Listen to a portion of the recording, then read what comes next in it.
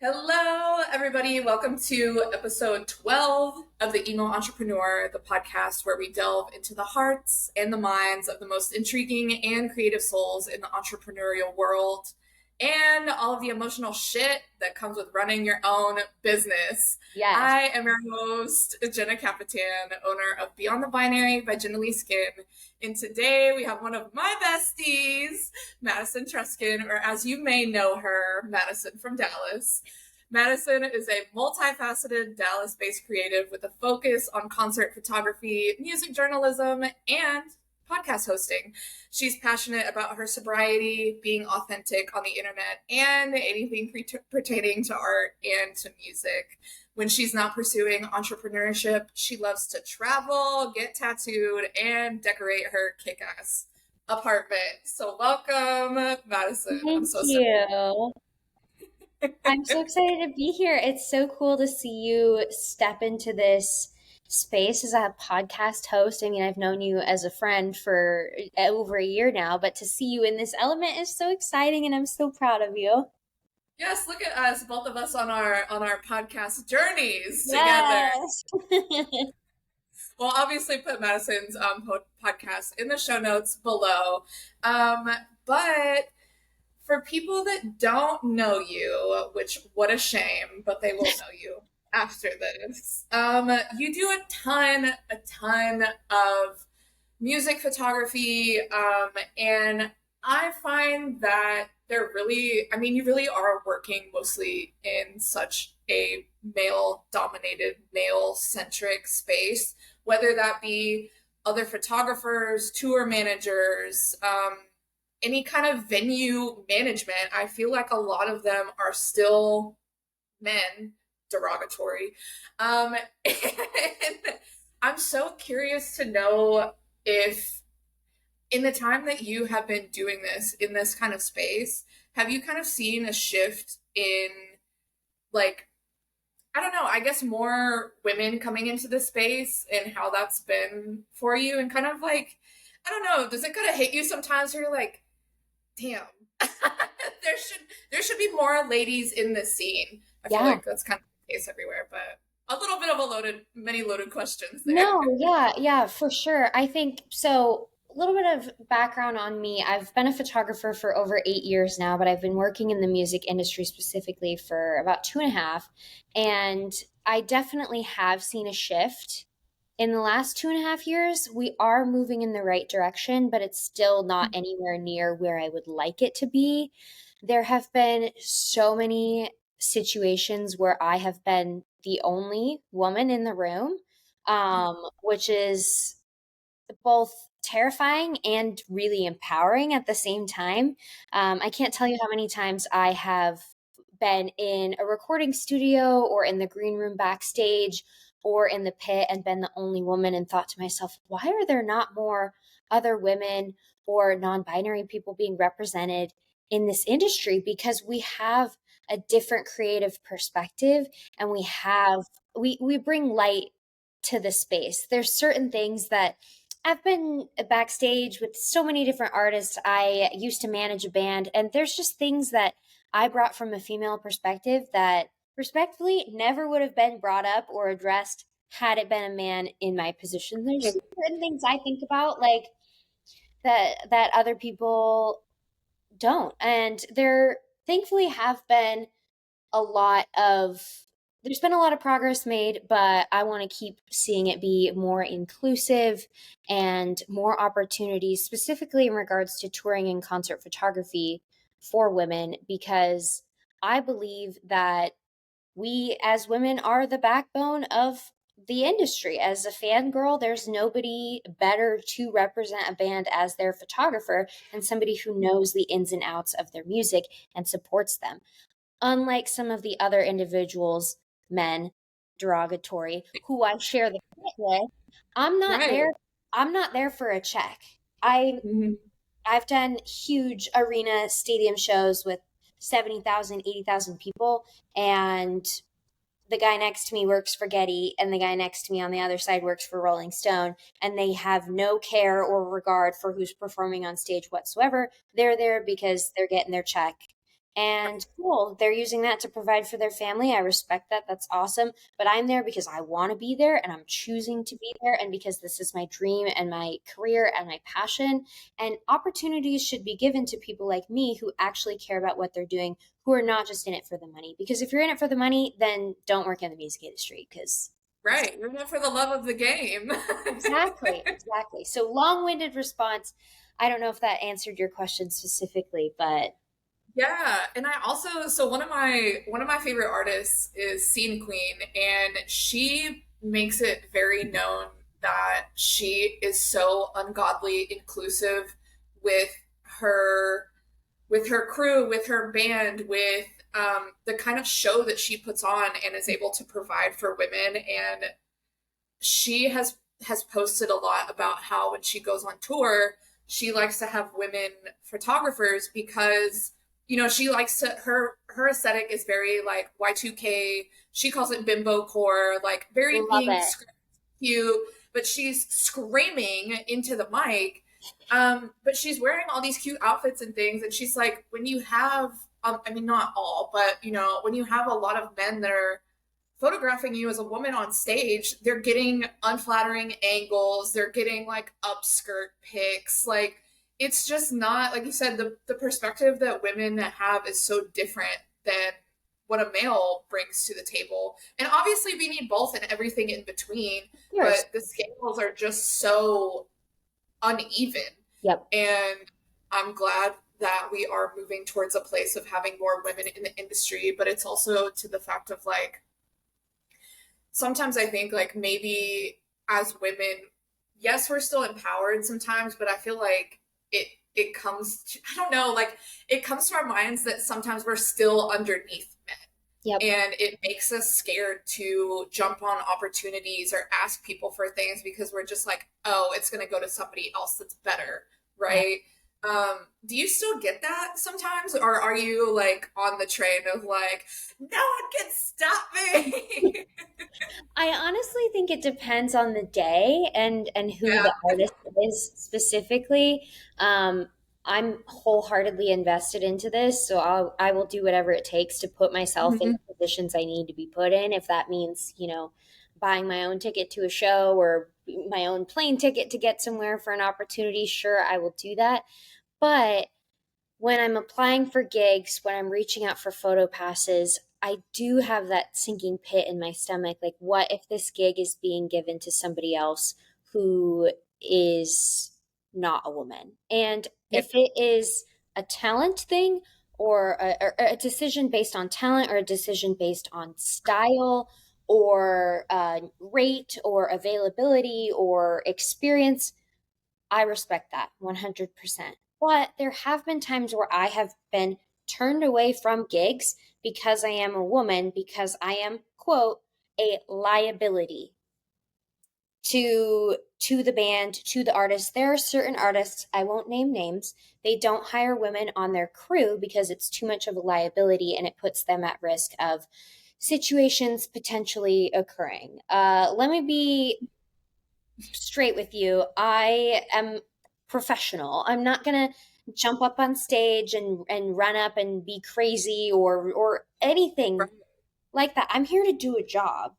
And if Mhm. you're turning me away purely because I'm a woman, that's stereotyping me and grouping me in to a group that I'm not a part of. Um, Right. I am very professional. When I'm there to work. And I also don't drink. So that helps a lot as well. You don't have to worry about me, blacking out and taking shots in the green room with you before the show and then embarrassing myself and the team. That will never happen with me.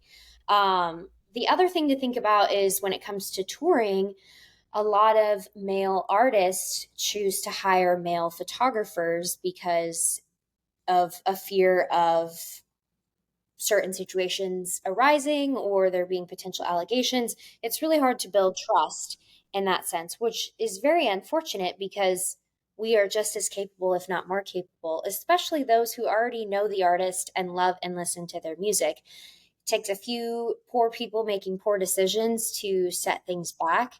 And ruin opportunities for others. So now I have to work that much harder to put myself in places I want to be in and advocate for myself.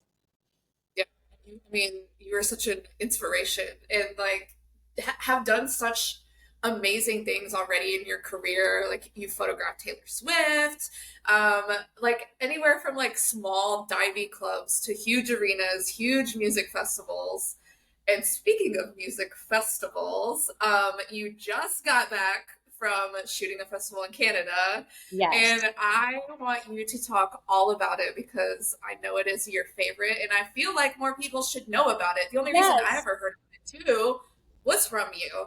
And I feel like it's still like a lot of people do not know about this festival, don't talk about this festival, and we need some more platform on it. So Yes. Yes. tell children. Absolutely. So this was my third summer going to Osheaga, which is an arts and music festival based in Montreal, in Canada. And I originally first came across it in 2022 because one of my favorite bands, Laney, was performing, and they were on the lineup. And I thought, oh, that would be really cool to go to Canada, and the rest of the lineup looked amazing. If I'm going to make a trip and go photograph a music festival, why not go somewhere that's really really cool that I've never been to before and experience a different country and a different way of life? And so I went to Canada by myself the first time I photographed that festival. It was super last minute. I got approved like 6 days before the festival,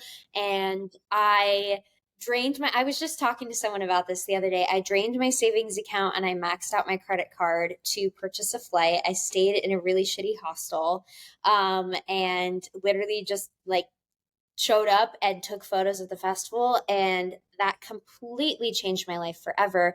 And I realized that festival photography is so much more special than just photographing a single show on a tour, because instead of covering one artist's set, I can photograph anywhere between 10 and 30 artists easily, if not more, in a weekend, for the same cost that it would take for me to fly to New York or LA or Chicago to photograph one individual show. So it really allowed me to diversify my portfolio.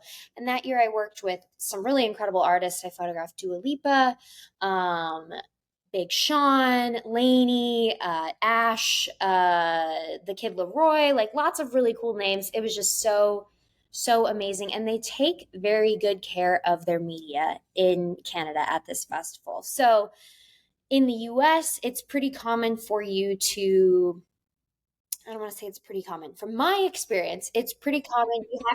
You have to carry your gear on you, at all times. Sometimes you are shooting from the crowd, which makes it very difficult when I am holding thousands and thousands of dollars worth of gear and I'm trying to navigate my way through 100-degree temperatures and a bunch of sweaty drunk people and people who think I'm cutting them, but I'm like, no, I'm not cutting you. I'm just going up to take photos for 2 minutes and then I'll get right back out of your way.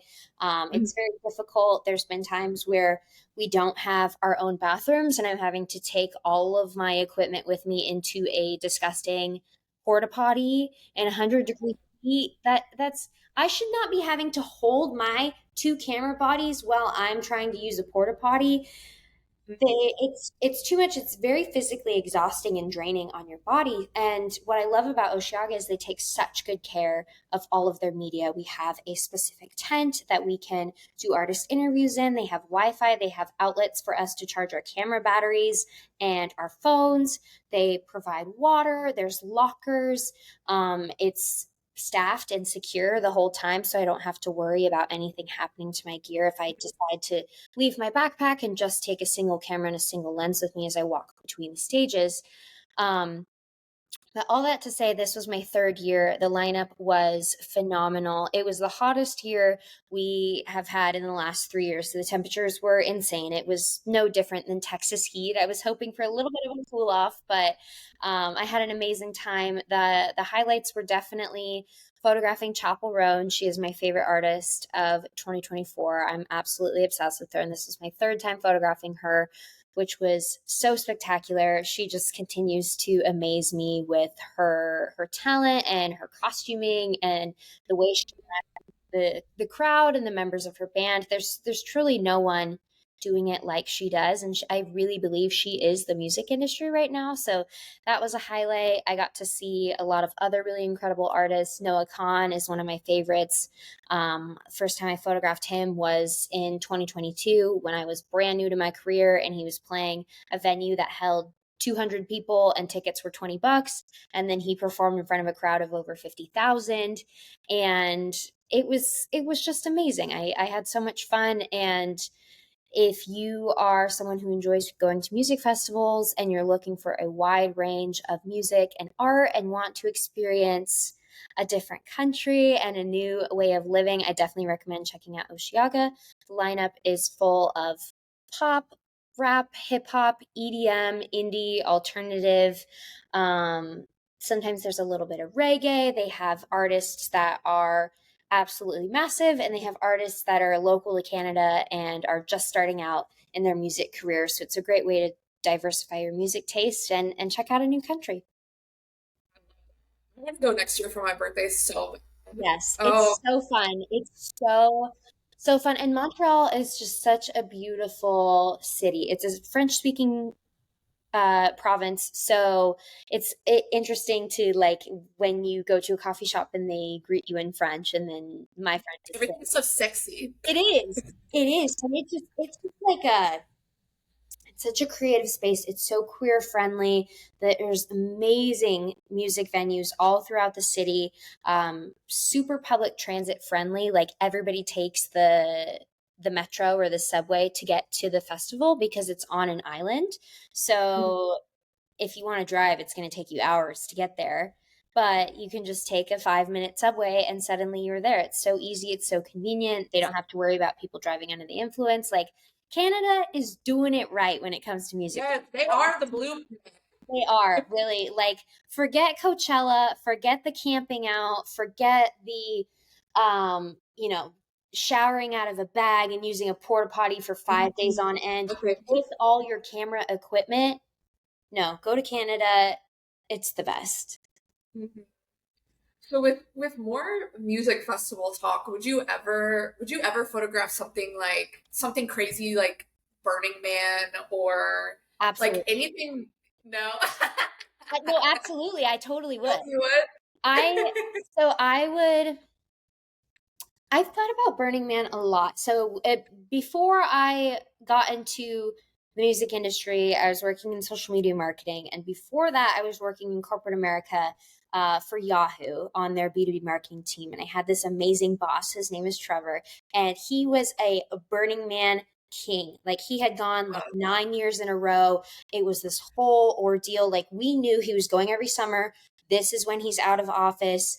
Yeah. Do not contact him. Made all of his costumes and wardrobe by hand. It's a big thing. And that definitely would be a rite of passage. But Mhm. in terms of photography, I do have to consider my safety. Like I'm not trying to sleep in my tent or under the stars with my gear on me.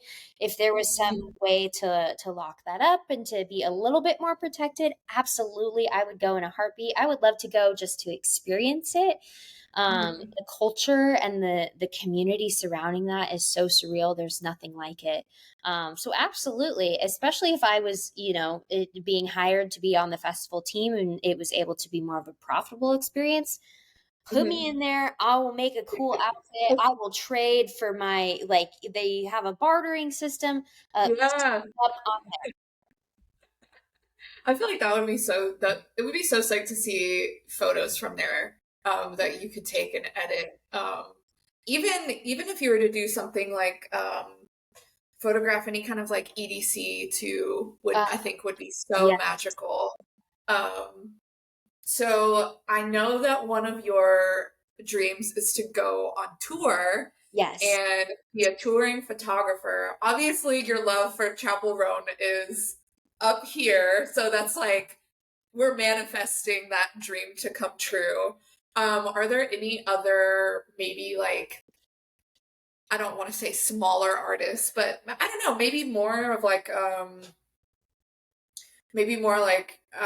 more locally known artists that you would go on tour with, or maybe somebody that like not the entire world knows at this point, and that you're kind Yeah, of like, oh, these are like my bucket list, like top five, maybe. definitely. Well, I mean, Chapel Roan, obviously number one, but she has an absolutely incredible tour photographer who has worked with her all throughout this year and creates the most amazing content. And I never want to take away from somebody else's job or discredit their work. Mm-hmm. I look up to her so much. She's so fucking talented. I'm obsessed with her. Um, Currently, the top of my vision board and the top of my manifestations is Fletcher. I am obsessed with that queen. Like I respectfully, I would die for her. She is the nicest, kindest, most welcoming artist I have ever worked with. And I've worked with, she's probably pushing 200 different artists in all different genres. And Carrie is by far my favorite. I had the honor of flying out to Milwaukee to cover her set at Summerfest at the end of June, and that was so life changing to be able to see her in her element backstage in the green room, the pre-show hype, just getting ready for her performance, listening to vocal warm-ups, the band doing sound check, and then getting to get together and share a meal with everyone afterwards. And they all were so confused as to why I would fly from Dallas to Milwaukee on like 4 days' notice to photograph her set. But when you get hired to do a job, sometimes you have to make sacrifices. And she is going on tour here starting September 12th in the US. So if it is meant to be, I will be on tour with her. If that is not who I'm supposed to go on tour with, then something bigger and better will definitely occur. I know the right opportunity will present itself when it's time. Everything happens for a reason. But outside of Fletcher, I really love an indie rock artist named Baby Jake. He's most famously known for a song called Cigarettes on Patios, and I got to cover his set at the House of Blues in Dallas about a month ago, and just getting to spend time with a male performer who respects and uplifts women in the industry and wants to provide opportunities for women in the industry was very, very refreshing.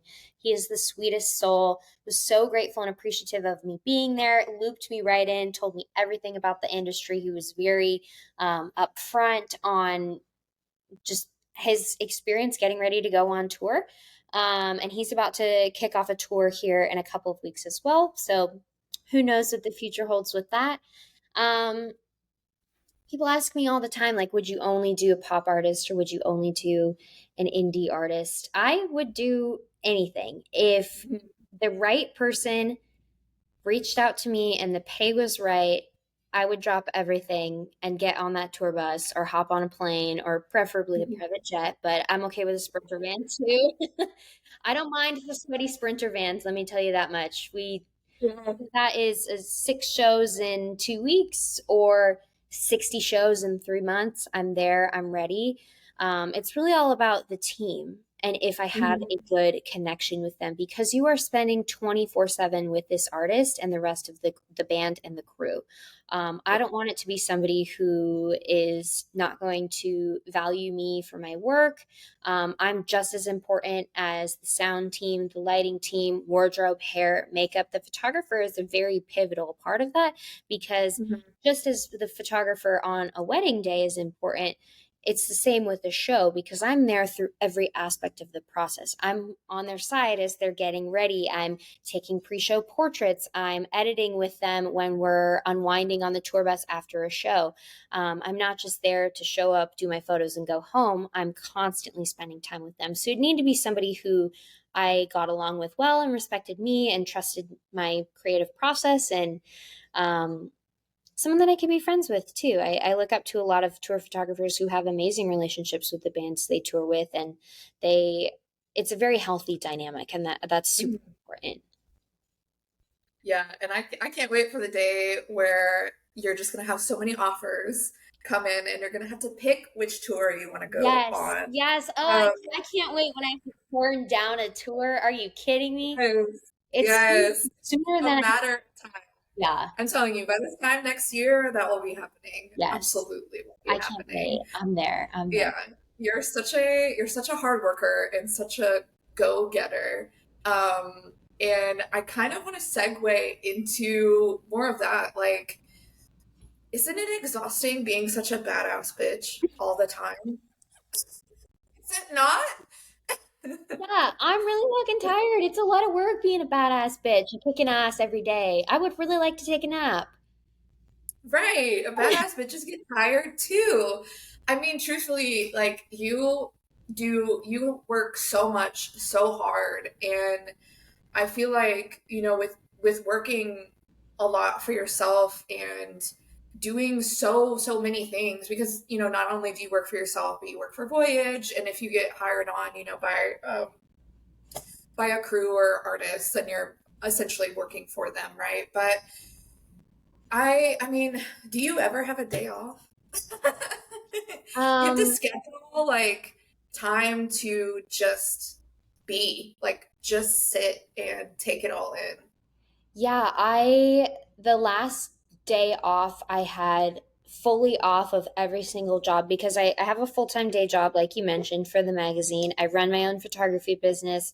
I also am a virtual assistant for two people who own businesses, and I help them with their admin tasks to make a little bit of extra cash. And then I do content creation and influencer marketing as well.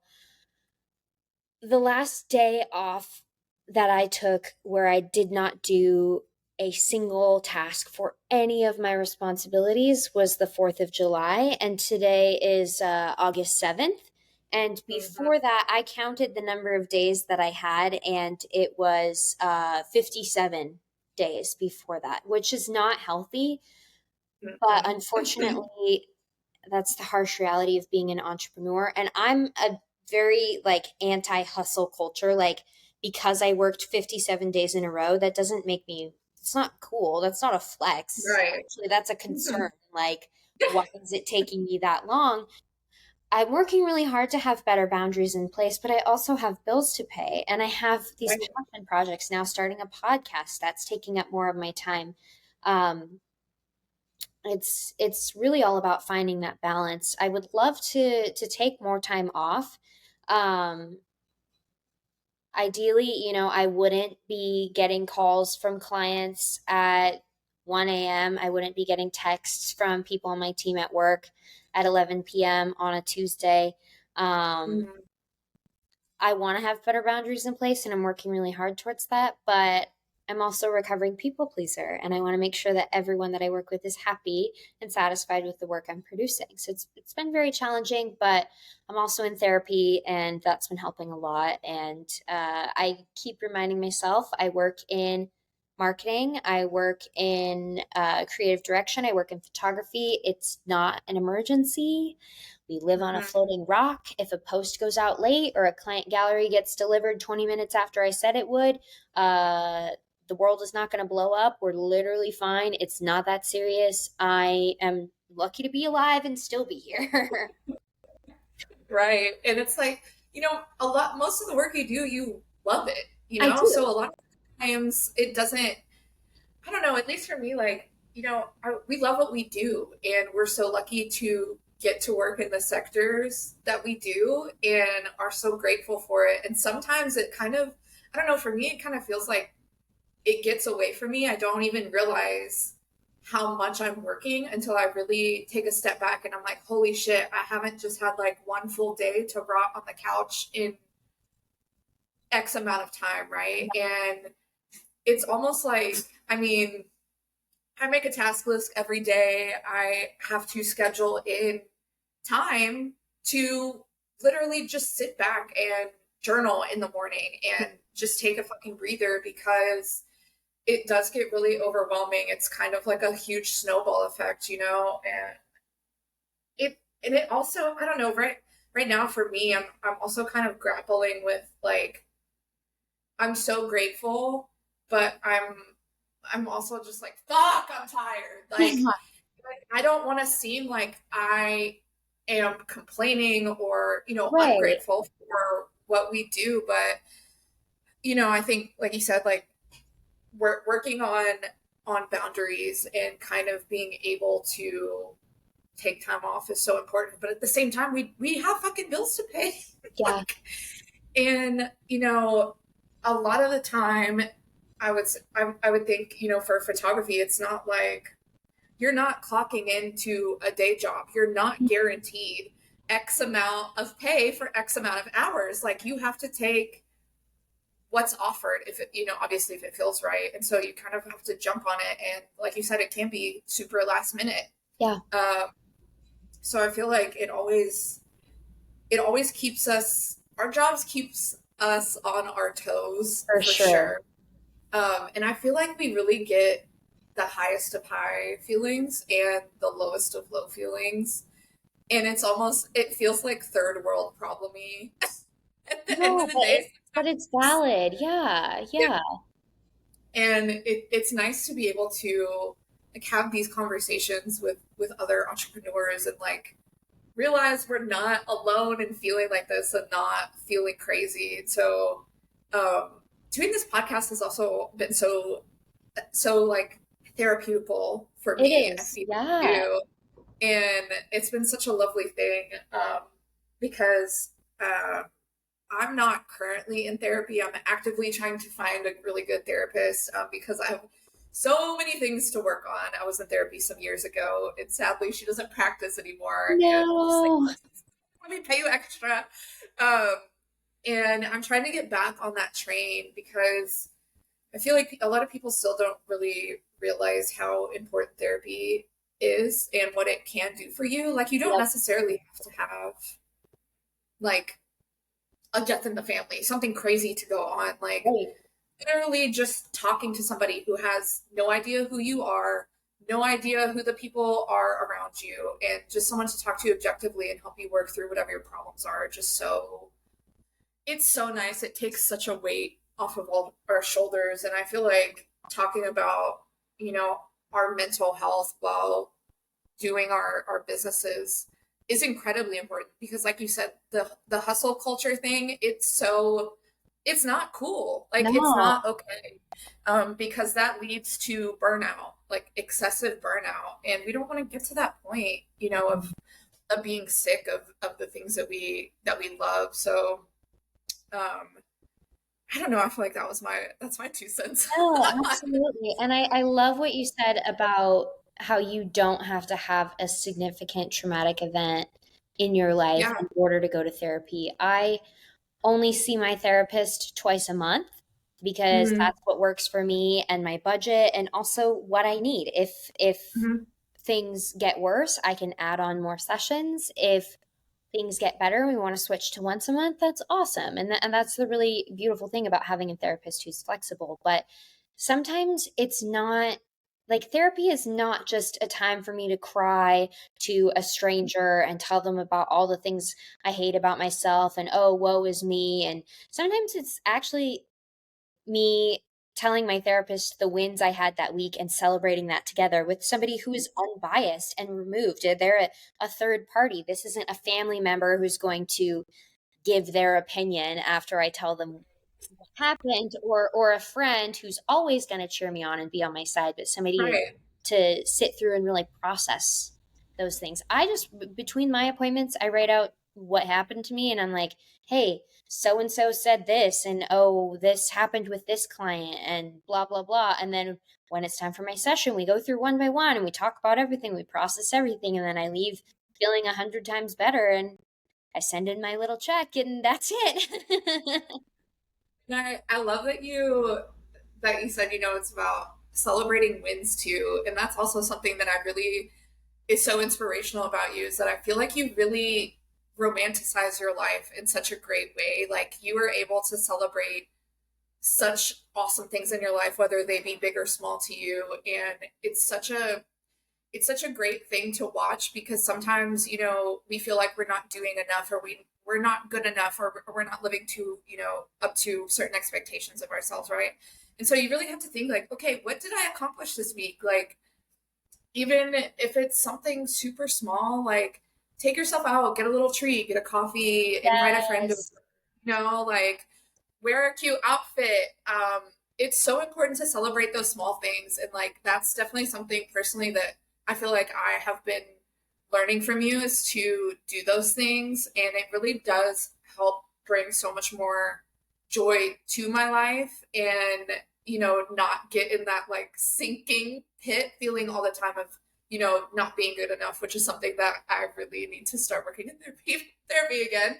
Um, but I feel like more people really need to, um, work on those things. Yeah. And even one of my really good friends, she has opened her own health clinic, and actually today is her 1 year anniversary of the clinic, Oh, and she's in therapy as well. And her therapist has been telling her that she needs to start celebrating the small wins in life too, because we're always like, what do we need to do next? What's the bigger thing? But it's like if you don't celebrate those steps, you're never gonna be satisfied. So it's so exactly. important to like take that time to celebrate, whether it be with yourself or with friends, whoever, with your therapist. Yeah. It's so important. So yeah, you're just such a great inspiration for so many things. And Thank I feel you. like the world is such a better place with you in it. And Oh, I'm so glad that we met and the world brought us together when it did. It yes. was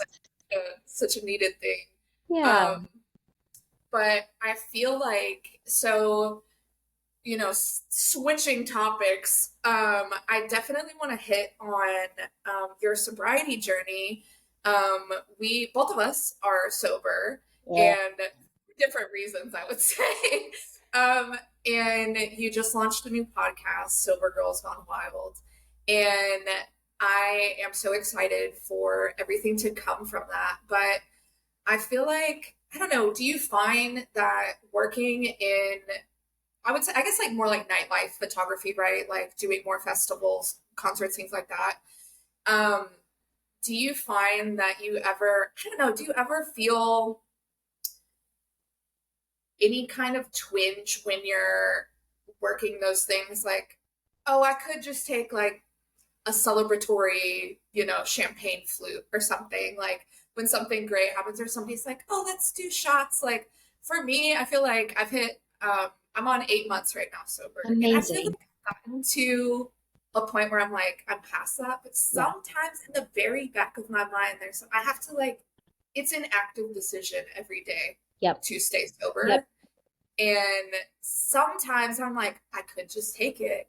And you have to like actively tell yourself, oh, every day. And I feel like, being in such a like celebratory, like I would say like party environment for a lot of people was it ever, I guess, I hate to use this word, but like, is it ever triggering for you? Or was it when you maybe first started being sober?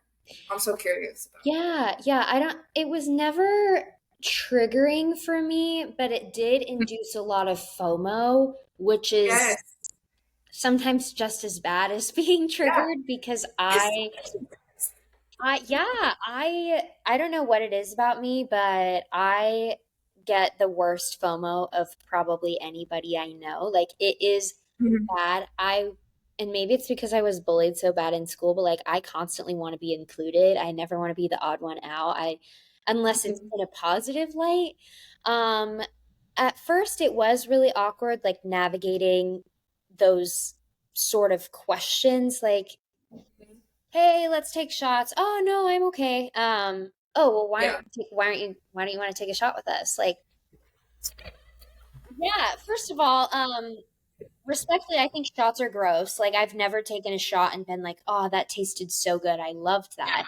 It burns, you wince, usually gives you the squirts the next day. Like it's miserable. Yeah. And so at first, people would say, well, why aren't you taking shots? And that would make me really anxious and really uncomfortable. And I never Because you're had like a, the group anymore. yeah, but now I've come up with different responses that help me navigate those social situations. So maybe that's saying like, hey, I'm not going to take a shot with you, but like I'll take a picture of you taking a shot, or um hey, let me go see if the bartender can give me a shot of cranberry juice or of Diet Coke, or I've taken shots of water, or Yep. if Yeah. I'm handed one and it's too quick of a moment, I'm not ashamed to do the little whoop over the shoulder, or just like, hey, do you want my shot? Yep. um, it's really caused me to be comfortable and confident in my own skin. And I'm going to talk about that a bit more on my own podcast as well, replacing liquid courage with courage that comes from within yourself. Um, there's definitely awkward conversations. People sometimes have responded in a negative way where they're like, oh, like, I'm sorry, I didn't know you were an alcoholic. Whoa, whoa, whoa. First of all, I was not an alcoholic. And just because I'm not drinking or not taking shots with you doesn't mean I ever was an alcoholic. I quit drinking to focus on my mental health. Yep. So that's an assumption, and that's a poor assumption on your part. And there's so many reasons why people don't drink, for their Mhm. physical health, for their mental health. They don't like the taste. Drinking is expensive. Going out is expensive.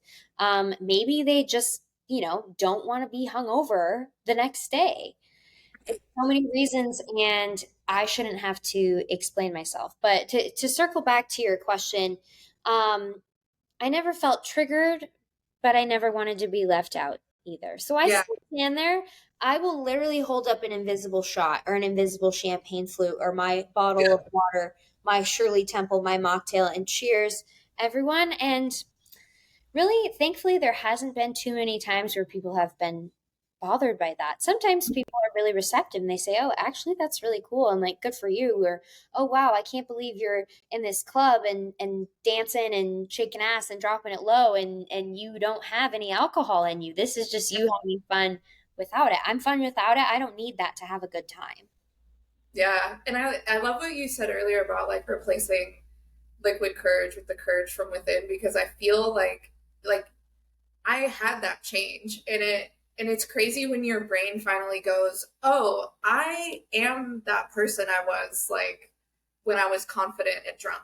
Like that's been me the whole time. Yeah. And it's funny because now when I go out to drag shows or concerts or wherever, and I don't know, I feel like I'm almost more annoying now because I'm like I'm just so free from the mental like toll that it had on my mind when I first went sober.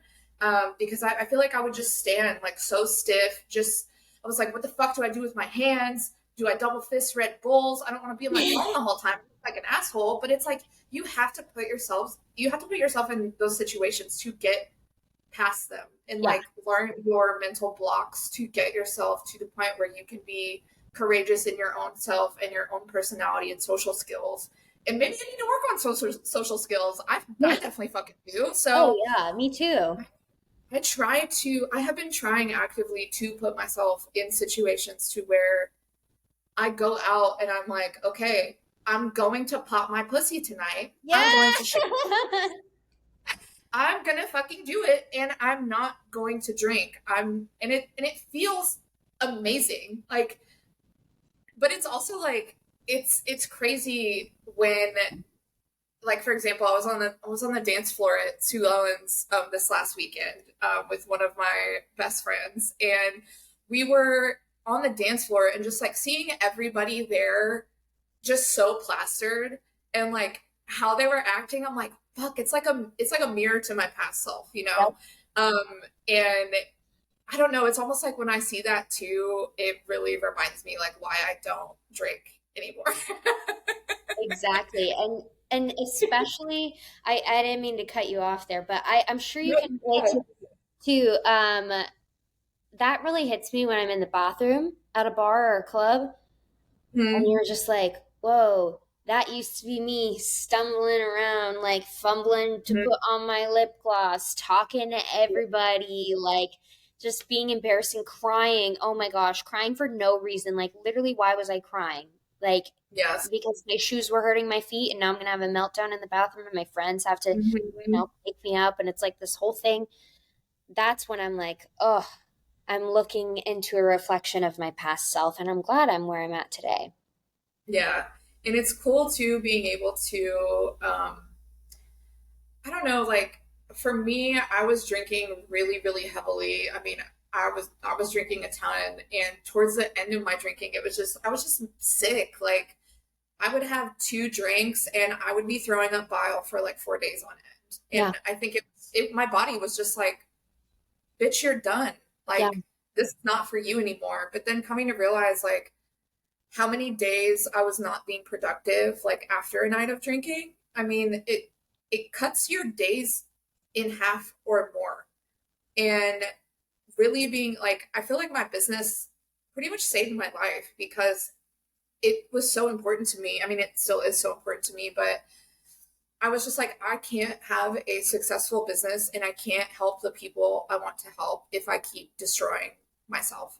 Yeah. I'm not going to be able to be a good service provider, a good friend, a good girlfriend, a good dog mom. I can't do these things if I'm sick and miserable. Yeah. And I don't know, being able to look back and see like all the time that I could have had, like being productive and working sucks, but knowing that I have all of this time now is so refreshing and so nice. And it's awesome being able to wake up early every day, feel good, work out, get everything done on my to do list, and just like be able to, I don't know, go out and, maybe stay up super late one night and not wake up sick and broke the next morning Yeah. because you drink. So it's really awesome. I don't know, sobriety is so kick ass. And I It feel like is. everybody should try it. Yeah. Yeah. And I want to mention too, like I'm not saying everybody needs to stop drinking and you should never drink again. Right. That's not the case. But Mm-hmm. can you look yourself in the mirror and know that you have a healthy relationship with alcohol? Because Mm-hmm. mine wasn't unhealthy, but it wasn't healthy either. I was using it to take the edge off after a stressful day at work or be taking shots before going on a date so I would feel a little bit more relaxed. Mm-hmm. That's when you really need to start to ask yourself, why am I drinking? Am I drinking because I would love to enjoy a nice little cocktail on a night out? I like the way it tastes. Um, it pairs well with the food I'm enjoying, or I'm having a great conversation with friends, or is it for other reasons where I'm masking something or suppressing something within? That's when you really need to ask yourself, is sobriety or even being partially sober. Like maybe I have a friend who only drinks on weekends and she is drinking in much more moderation, and that's helped her immensely. It's helped her physical health, her mental health, her energy throughout the work week. She's not hungover on Friday morning because she went out to the club Thursday night. Mm-hmm. She's finding that balance, and it's all about discovering what works for you. Um, if you can take 10 shots and not be hungover the next day, kudos to you. That's not me. That never will be me. That was me I, I, until it wasn't. I don't want to do that. I don't want to pay for that. It's so Mm-hmm. expensive. And I was just talking about this last week on my episode as well. It's not just the drinks at the bar that you're paying for. It's the Yeah. Ubers. Of course, we're going to go out to eat before we go to the Yeah. club. It's the drunk munchies at 3 a.m. It's um, The I DoorDash order next day. yeah, I am very, very, and still, even if I still do this, but I'm just not hungover. But the ultimate hangover cure, or AKA in my case, like I stayed up too late and my social battery is drained the night before. It's some sort of breakfast sandwich, like preferably a bacon, egg, and cheese, a blue Gatorade. I don't know what it is about the blue. It just immediately makes you feel better. And then an iced coffee and a full bottle of water at 3 drink minimum. Like my friend Susan Mhm. talks about, I've always got to have your 3 drinks, none of which with alcohol, and something good to soak that up, even if it's only soaking up the exhaustion and the fatigue from being out and having a good time. Um, but yeah, that does get expensive.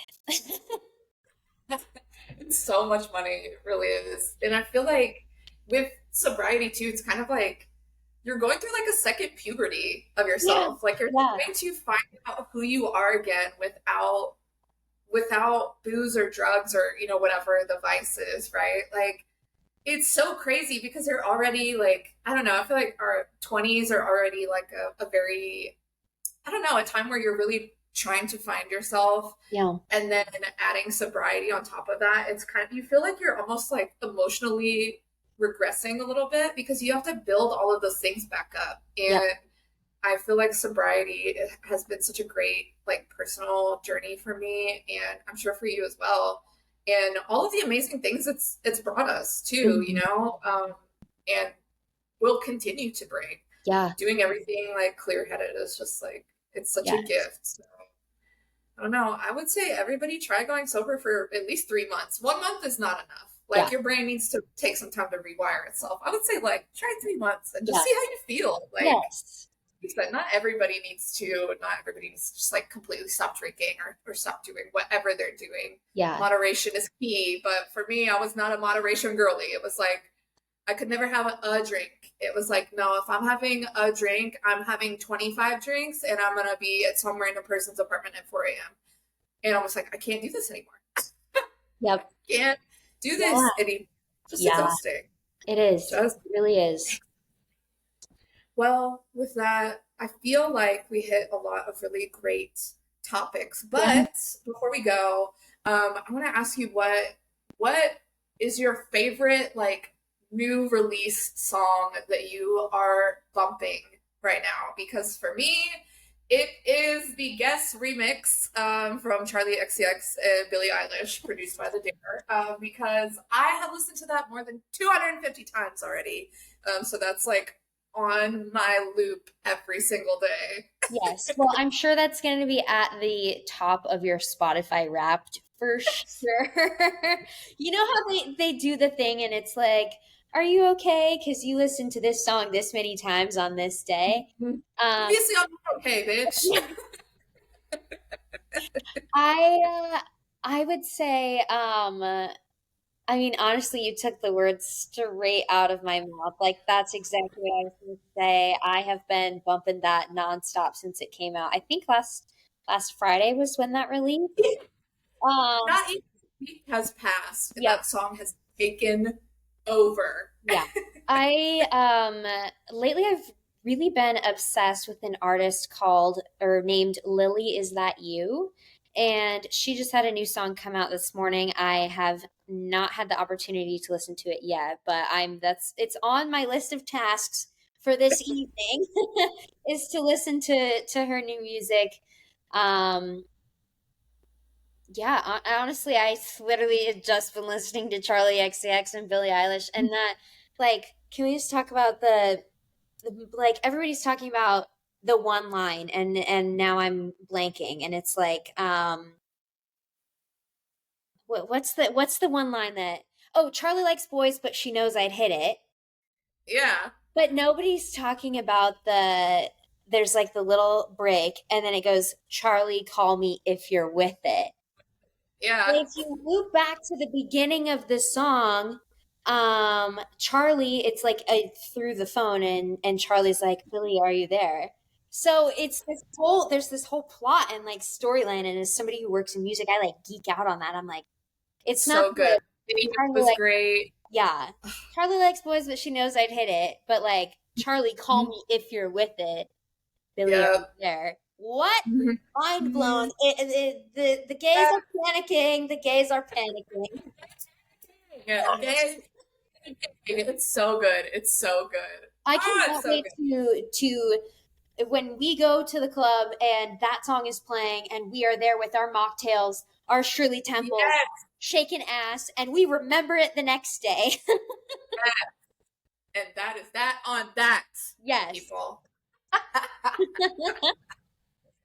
Oh, well, thank you so much for coming on. I'm so stoked we got to talk and chat about your life, about sobriety, about photography, festivals, and everything in between. So thank Yes. you so much for coming on today. You can find all of Madison's info in the show notes. You can find her on Instagram at Madison from Dallas.